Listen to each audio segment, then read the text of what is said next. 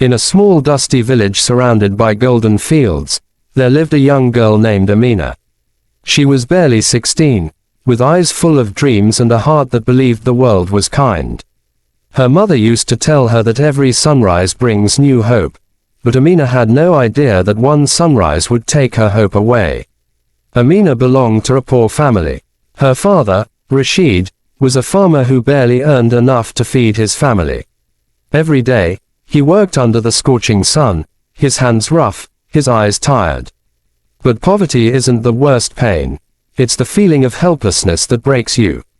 And soon, Rashid's helplessness would cost his daughter her future.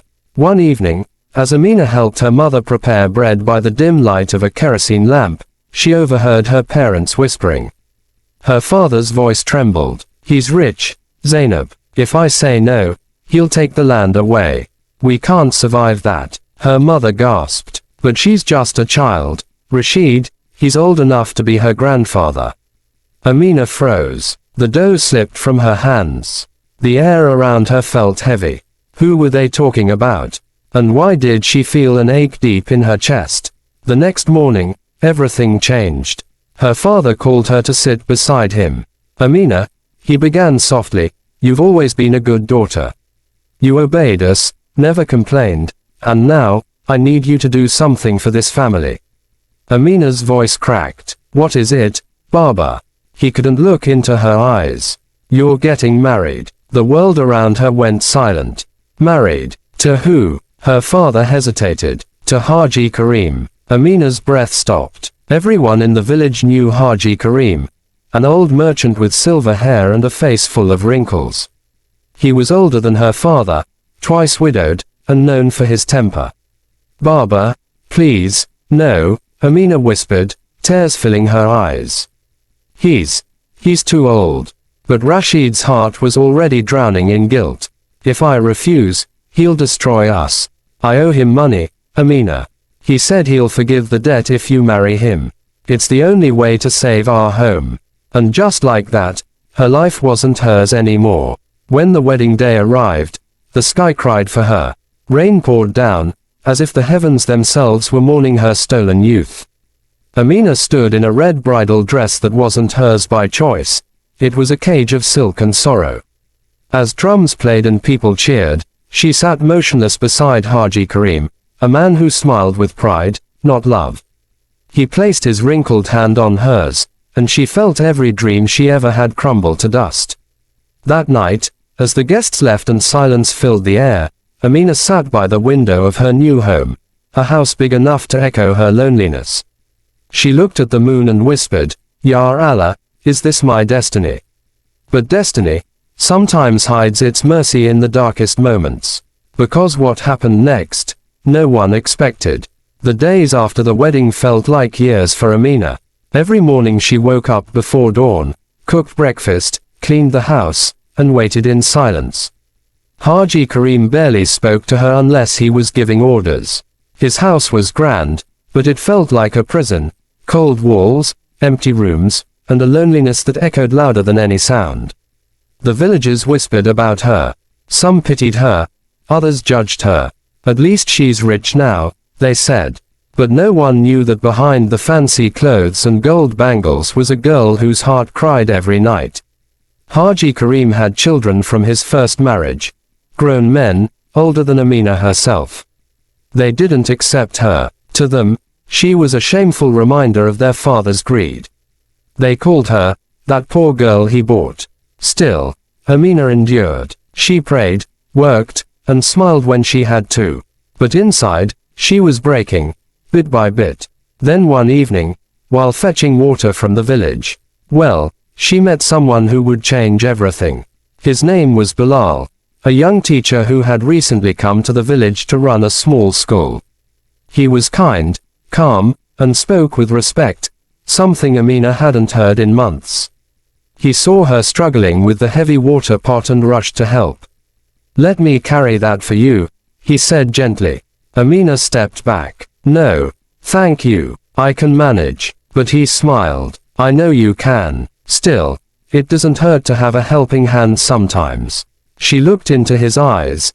"Steady, warm, without judgment. For the first time in a long time, she felt seen. Over the next few weeks, their paths crossed again and again, at the market, by the well, near the old mosque. Bilal always greeted her with a respectful nod, never crossing the line, but somehow, his presence brought a strange comfort to her soul. One day, while distributing books to the village kids, he noticed Amina standing nearby. "Do you like reading?" he asked. She hesitated. "I used to, but now, I don't have time." "Books are doors," he said. "Even if you're locked in a cage, they can show you the sky." That night, Amina couldn't sleep. His words echoed in her mind. Books are doors. The next day, she secretly borrowed an old storybook from the village library, something about a girl who escaped her fate through courage. As she read by the dim light, her heart started to believe again. But happiness doesn't stay hidden for long. One evening, Haji Karim saw her smiling while reading. "What's that?" he barked. She quickly hid the book. "Nothing, just, who gave you this?" he shouted, snatching it from her hands. When he saw Bilal's name written inside, his eyes filled with rage. "So you've been meeting that young man?" "No, he's just a teacher. I only..." Slap. The sound echoed through the house. Amina fell to the ground, her cheek burning with pain and humiliation. "You're my wife. You'll not talk to strangers again. Do you hear me?" Tears streamed down her face as she nodded silently. That night, she sat by the window again, holding her bruised face. But this time, instead of praying for mercy, she prayed for strength. Because deep inside her heart, a tiny spark had been lit, a spark of courage. And once that spark turns into fire, no one can put it out. That night changed everything. Amina's tears no longer came from fear, they came from a burning decision deep inside her heart. She realized she had been silent for too long, allowing others to write her story. But not anymore. When dawn broke, she looked in the mirror and didn't see a broken girl, she saw a survivor. She quietly packed a small bag with nothing but her mother's scarf and the storybook Bilal had given her. As Haji Karim slept in his grand room, Amina stepped out barefoot into the cold morning wind. The road ahead was long and uncertain, but for the first time in her life, she felt free. Every step she took away from that house was a step toward her dignity, her courage, her life. Days later, she reached Bilal's school. When he saw her, shocked and trembling, he didn't ask questions, he simply offered her a chair, a cup of water, and said, "You're safe now." With his help and the support of kind villagers, Amina started to rebuild her life. She began learning again, reading, writing, even teaching little girls who reminded her of who she once was. Her story spread across villages, the girl who escaped her forced marriage and built a life on her own terms. Years later, Amina opened a small school for girls, naming it, Nai Suba, the New Dawn. She would tell every young girl who walked through its doors, never let anyone decide your worth. You are not weak, you are not small, you are stronger than the world wants you to believe. And as the sun set over her village, people no longer whispered about her in pity, they spoke her name with respect. Amina, the girl who was once forced into silence, now taught others how to speak, how to dream, and how to fight back. Because what happened next, no one expected.